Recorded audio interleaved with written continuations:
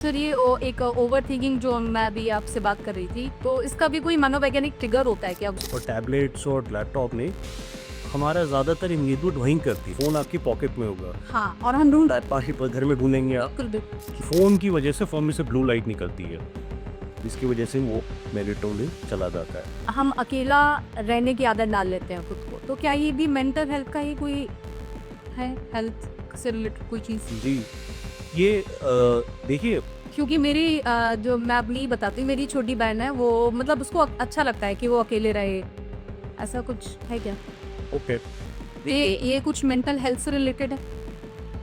Mental health से related देखिए, वैसे हमने आपसे बात करना जैसे पहले करते थे, अभी भी करते थोड़ा बहुत, तो ठीक है कि खुद से मैं सोच रहा हूँ, फूड प्रॉब्लम सॉल्व करो, कोई बात नहीं। लेकिन डिवाइसेस नो, जो एक्सेसिव यूज ऑफ फोन्स और टैबलेट्स और लैपटॉप ने हमारा ज़्यादातर एंगेजमेंट वहीं करती है। तो जब आप कहते हैं अकेले रहना पसंद करते, तो वो अकेले ऐसे नहीं कि किताब पढ़ रहे बैठ के, अकेले बैठ के सिर्फ गाने ही नहीं सुन रहे, वो कुछ देख रहे हैं। क्योंकि मेरे पास भी एक 8 साल की बेटी, तो मुझे पता है कि कैसे डिजिटल डिवाइसेस में हमारा इतना एंगेजमेंट बढ़ गया है कि आपको वो ज़्यादा एक्साइटिंग लगता है, बजाय कि सामने वाले से बात करें। सामने वाले से बात करते करते भी वो अपना डिवाइस ही चेक करते रहते हैं। तो अकेले रहना में कोई प्रॉब्लम नहीं है, लेकिन उस अकेले वक्त में आप क्या कर रहे, वो एक बात है। और वो अकेलेपन में सारी जो उम्मीद है वो सब डिजिटल कर रहे हैं। आजकल आप देखिए हर चीज़ ऑनलाइन हो जाती है, which is good in a way, but human का कोई सब्स्टिट्यूशन नहीं है। सर ये एक ओवर थिंकिंग जो मैं अभी आपसे बात कर रही थी, तो इसका भी कोई मनोवैज्ञानिक ट्रिगर होता है क्या कोई? हाँ, चलिए, अब आपने ओवर थिंकिंग बोला, नहीं बहुत थॉट्स आते हैं। अभी मेरा अगला क्वेश्चन है आपसे कि हमें हाँ, ओके, आप करते हैं, तो आपको क्या लगता है कि हमें एक दिन में कितने थॉट्स आ जाते होंगे? सर इनकी भी कोई तादाद नहीं है, बहुत ज़्यादा तादाद।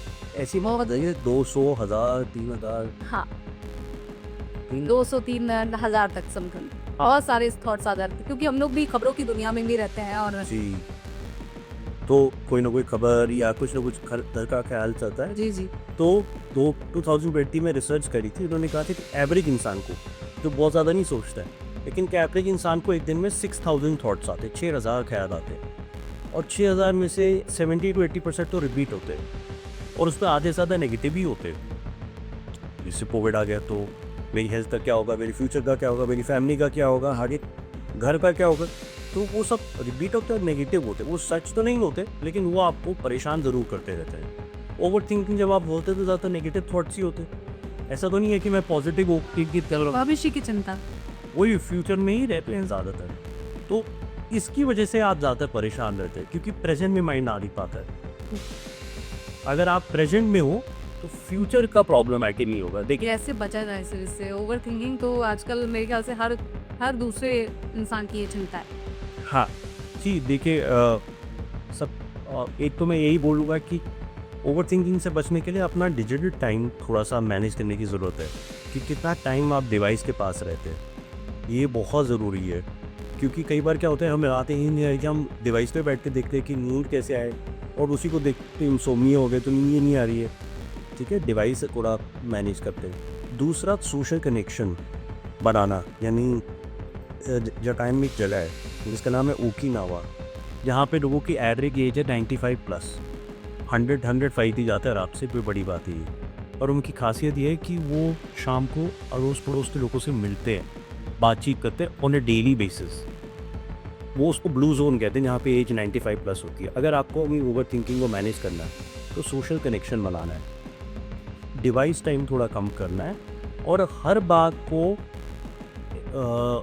एक्सेप्ट करने की ज़रूरत नहीं है, क्योंकि बहुत सारी इंफॉर्मेशन डिजिटल दुनिया में आती है, और आपको हर न्यूज़ एक बिल्कुल सही लगेगी कि यही है, पर आपका ब्रेन इवैल्यूएट नहीं कर सकता। ओवर थिंकिंग के लिए आपको प्रेजेंट पे रहना ज़रूरी है, और आपको आपके माइंड को ये भी बोलना ज़रूरी है कि देखिए, सोच रहा है कि यार ये अगर ऐसा सिम्टम हो रहा है तो ज़रूर ये प्रॉब्लम है। तो आपको याद दिलाने की ज़रूरत है, पिछली बार ऐसा सोचा तो कुछ नहीं हुआ था, तो इस बार भी कुछ नहीं होगा। आपका ब्रेन बस लर्न करता है। जैसे मान लीजिए अभी आपने एक ये रेड कुर्ता पहना है, एक हफ्ते के बाद आपको याद नहीं रहेगा आपने बहुत चल रहा कुर्ता पहना है। हाँ। ठीक है, आपको पता है आज कौन सा डे है? हाँ सर, आज तो बताए। ओके, आपको कल का डिनर याद है क्या आता था? हाँ, इतना तो याद होगा, क्या लेकिन बात? पैसों का नहीं रहेगा। ठीक है, अब एक हफ्ते के बाद आप रोज़ अपने आप को बोलिए आज के दिन मैंने ब्लू कुर्ता पहना था, ब्लू कुर्ता पहना था, ब्लू कुर्ता पहना था। अब जब मैं आपसे एक हफ्ते के बाद पूछूंगा कि आपने ट्यूसडे को या वेडनेसडे को कौन सी कलर का कुर्ता था, तो आप बोलोगे मैंने ब्लू पहना, जबकि आपने रेड पहना था, क्योंकि आपका ब्रेन उसको बिलीव करता है जो आप उसको बार बार कहते हो। तो what you tell your brain becomes the reality. तो इसलिए आपको सर मुझे भी ये दिक्कत पेश आती है कि एक्चुअल में हम लोग बहुत जल्दी भूलना शुरू कर देते हैं। कुछ अभी जैसे चाबी, घर की चाबी मैंने कहीं रखी थी और वो एकदम स्किप हो गई, मतलब पता ही नहीं चला, हमें ये याद ही नहीं है कि वो मैंने रखी कहाँ है। बिल्कुल रखी भी थी या चाबी भी मैंने छुई भी थी, इतना भी नहीं याद था। तो ये किस वजह से होता है? एंजाइटी की वजह से होता है। कई बार ऐसा होगा कि फ़ोन आपकी पॉकेट में होगा, हाँ, और हम ढूंढ पाही पर घर में ढूंढेंगे आप बिल्कुल बिल्कुल। कि क्यों। तो क्या होता है जब ज़्यादा एंजाइटी हो जाती है तो एक स्ट्रेस हार्मोन होता है कॉर्टिसोल, वो जब निकलता है तो वो आपकी मेमोरी को स्टोर नहीं होने देता, जिसलिए आप एग्जाम टाइम में ज़्यादा चिंता करके पढ़ोगे तो आपको कुछ याद नहीं होगा। आपको वही चीज़ ज़्यादा याद होती है जब आप थोड़े खुश होते हो, थोड़ा रिलैक्स्ड होते हो, तो ज़्यादा याद रहता है। इसीलिए अब वहाँ एंजाइटी बढ़ रही है रोज़मर्रा में, कुछ भी डिजिटल मीडिया में देख लिया, नोटिफिकेशन में देख लिया तो एंजाइटी बढ़ गई है। आप ओ दिल्ली का तो AQI इतना बढ़ रहा है, अब मैं सांस कैसे लूँगा, कल तक आप सांस ले रहे थे, आज आपको लग रहा है मैं भी सांस कैसे लूँगा। ये एंजाइटी, सोशल मीडिया, ये प्रॉब्लम नेचुरल है, लेकिन ये हमारे माइंड में एक एम्बुलेंस की तरह नाम बजाना ही होता है। वो ये प्रॉब्लम तो बहुत सीरियस है, इसको तो पहले अटेंड करो, बाकी सब भूल जाओ।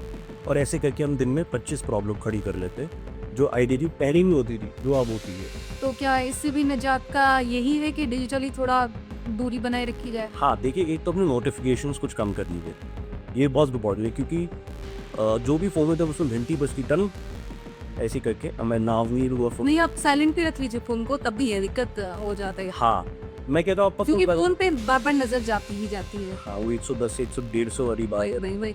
और अगर आप इसका वाइब्रेटर भी ऑफ कर देंगे तो भी आपको 5 मिनट के अंदर लगेगा इस अभी बजा ही है। उसको फैंटम, कभी-कभी कानों में आवाज़ भी आती है। हाँ उसको फैंटम रिंगिंग कहते हैं, ओह! यानी बज रहा है पर वो बज नहीं रहा है, वो आते की ज़बान में बज रहा है। और अगर घंटी है तो वो आपको हिप्नोटाइज कर देती है, ये भी रिसर्च कहती है। घंटी बजी वो आपको हिप्नोटाइज करके अपनी तरफ बुलाएगी और आप जाओगे उसका हर बार। ये ज़्यादा बड़ी इमरजेंसी है आपके लिए, तो इसीलिए इसको टाइम लगता है धीरे धीरे साइकिल को तोड़ने के लिए। तो आपको धीरे धीरे से डिस्टेंस थोड़ा सा बनाना है, और आपकी स्लीप भी इम्प्रूव होगी इसी वजह से। लोगों की नींद बहुत ज़्यादा खराब रहती है, सो नहीं पाते। बहुत डिसबैलेंस रहती है बहुत लोगों की नींद ढंग से, नींद के मतलब जैसे कहते हैं कि नींद से दूर ही रहता है, नींद का विकार रहता ही रहता है। जी, सो गए तो नींद पूरी नहीं हो रही है, रात में कई बार उठ के टाइम दे रहे हैं, वहाँ कभी मोबाइल से देख रहे हैं तो फिर उठ गए, है ना, या अर्ली मॉर्निंग उठ गए बहुत जल्दी और फिर नींद नहीं आ रही है। तो ये सब ही रिलेटेड है ना। देखिए शाम के बाद क्या होता था, पहले तो छोटी गाँव में अंधेरा हो जाता था, और वो इसलिए हेल्पफुल था क्योंकि आपके ब्रेन में वो मेलेटोनिन एक केमिकल निकलता है जिससे नींद आती है आपको। अब ये बड़ी बड़ी लाइट जलेगी तो ये मुझे अलर्ट रखेगी, जैसे मेरे अभी जल रही है लाइट्स, तो वो मेलेटोनिन जो स्लीप हार्मोन है वो कहीं से नहीं आएगा। थिएटर में चले जाओ आप शाम को, थोड़ा थके होके, AC चलेगा, लाइट कम होकर आप सो जाओगे अपने आप ही, मेलेटोनिन आने का क्या। फ़ोन की वजह से फ़ोन में से ब्लू लाइट निकलती है, जिसकी वजह से वो मेलेटोनिन चला जाता है और फिर नींद आपकी भी चली जाती है उसी के साथ। और कभी-कभी ऐसा भी होता है कि नींद आने में अगर खुद को बोला जाए कि दिमाग को कि नहीं मुझे सोना है, मुझे सोना है, मुझे सोना है, अगर ऐसे 8-10 बार बोल दिया तो नींद अच्छी आ जाती है। तो ये भी कुछ है क्या कनेक्शन कि हाँ माइंड को मिलता है? हाँ बिल्कुल। देखिए अगर आपके घर में और भी बाकी फैमिली मेम्बर्स, तो मैं आपको भी बता सकता हूँ हम क्या कर सकते हैं। एक होती स्लीप टॉक थेरेपी कि स्लीप टॉक। तो आप जैसे सो गए, वैसे तो यूजुअली ये बच्चों में करते हैं, आप बड़ों पे भी ट्राई कर सकते हैं कि अगर बच्चों के लिए बहुत इफेक्टिव है। तो अगर बच्चा है आपका, और मान लीजिए वो अपने खाना दूसरों के साथ शेयर नहीं करता, तो वो सो गया, उसके 1 घंटे के बाद आप उसके पास जाए और उसके कान में आपको उसका नाम लेके बोलना है। मान लीजिए बच्चे का नाम है मायरा, बेटी का नाम है मायरा, तो आप मायरा के पास गए कि मायरा मैं आपकी मम्मी बोल रही हूँ, और मायरा एक अच्छी लड़की है, उसको अपना खाना दूसरों के साथ शेयर करना बहुत अच्छा लगता है। तो आपको प्रेजेंट टेंस में बात करनी है कि मायरा ऐसी बनी कि मायरा प्रेजेंट टेंस में, और सिर्फ 3 से 4 मिनट बात करनी है 4 वीक्स तक। कि सबकॉन्शियसली उसका बिहेवियर भी बाय हो जाएगा, क्योंकि कॉन्शियसली जब आप मुझे कुछ समझाओगे तो मैं मना कर दूँगा, मुझे नहीं दूध पीना है, मुझे नहीं करेला खाना है। लेकिन जब मैं सो जाता हूँ तो कुछ टाइम के बाद आप मेरे सबकॉन्शियस ब्रेन से बात कर सकते हो। ऐसे करके आप बच्चों के बिहेवियर को रीवायर कर सकते हो। 4 लॉक कहते हैं 5 मिनट बात करो, उसको स्लीप टॉक थेरेपी कहते हैं। मतलब अगर बच्चा के कुछ आदत जो नहीं अपने वो अंदर शुमार कर रहा है, अगर आप उसको आप में वो आदत डाल ली उस बच्चे में, तो आप इस तरीके का इस्तेमाल कर सकते हैं नाइट प्लीज। That's right. ठीक। और ये ट्राई कर सकते हैं, है ना। और अपनी स्लीप के लिए देखिए, हम बेड पे बैठ के क्या करते हैं, टीवी देखते हैं, लैपटॉप लेके बैठ जाते हैं, खाना भी वही खाते हैं, है ना। और अगर हमारा पेट है तो वो भी वही खेलता है आके, अगर डॉग हो हमारे पास है को सब वही होता है। तो जो बेड का एक्चुअल पर्पस है सोने का, उसके अलावा बाकी सारे काम वहीं होते हैं। तो जब सोने का टाइम आता है तो ब्रेन कहता है ये तो 6-7 चीज़ें कर सकता है यहाँ पे, तो वो सो क्यों। तो इसलिए आपका ब्रेन बेड और स्लीप को एसोसिएट नहीं करता। अगर आपको नींद नहीं आ रही तो आप किसी चेयर पे बैठ जाइए साथ में। बेड पे आप तभी जाइए जब आपको बिल्कुल नींद आ रही हो।